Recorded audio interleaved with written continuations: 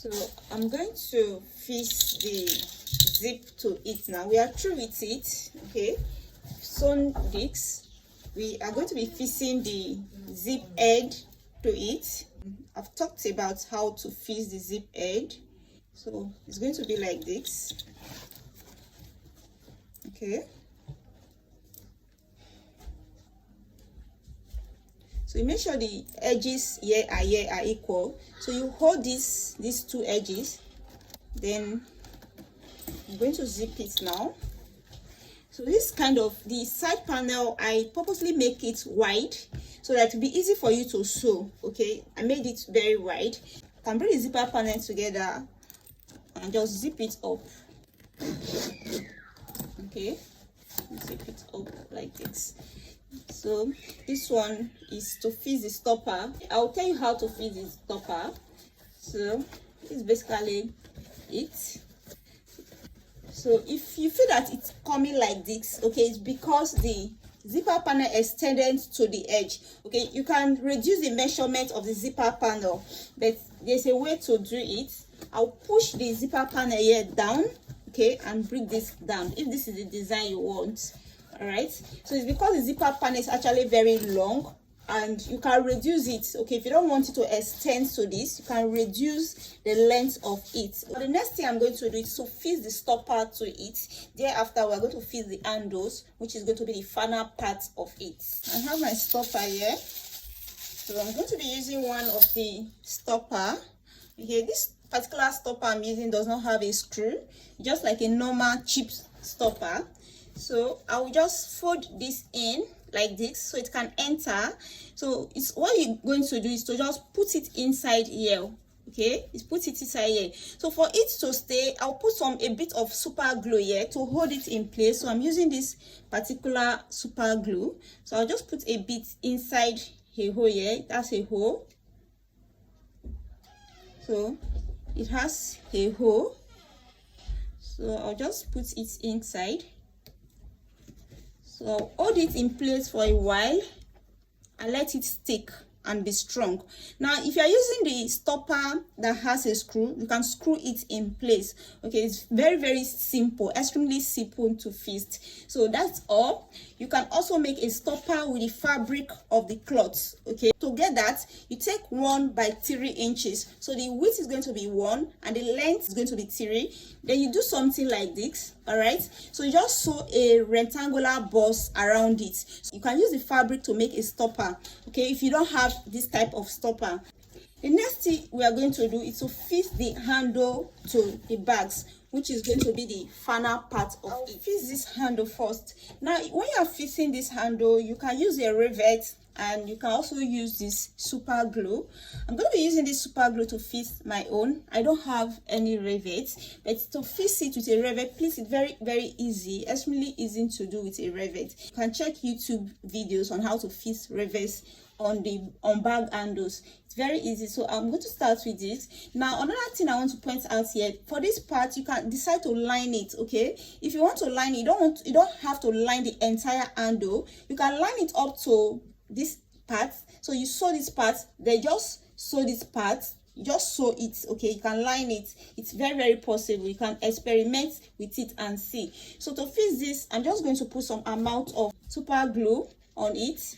Okay, so don't worry, this is going to hold your bag in place. I use it for my customer a lot because this particular super glue is very strong. It's used by cobblers. So this one is, you quickly put it because it dries quickly. Now you can see it has cover. It's not showing that raw part, the inner part again. So just make sure you hold it in place. Even if you want to use your rivet, you can use this and also use your rivet later. Just poke a hole at the middle, put your rivet. I use the rivet machine to lock it in place. This is where the front is, so you can hold it in place until it dries up.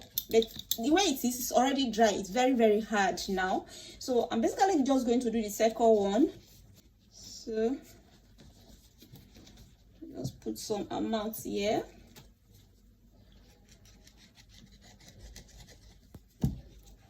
Just try to lock it in place.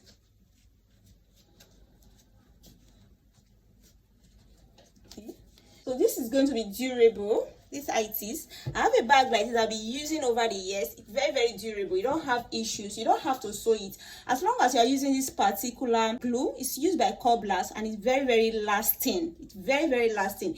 The way this thing is, if you try to pull it off, it's going to tear the fabric. So it's as lasting as that. Now, I'm just quickly going to fix the second handle.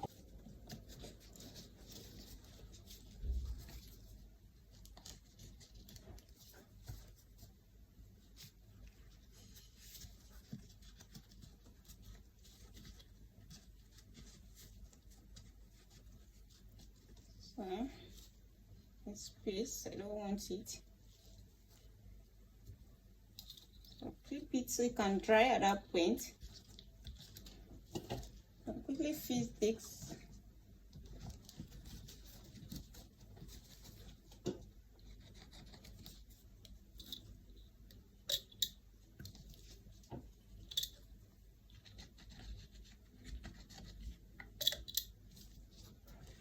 Make sure it covers up.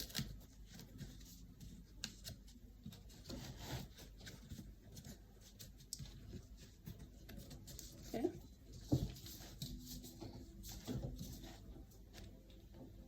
See how pretty it is. This is the front.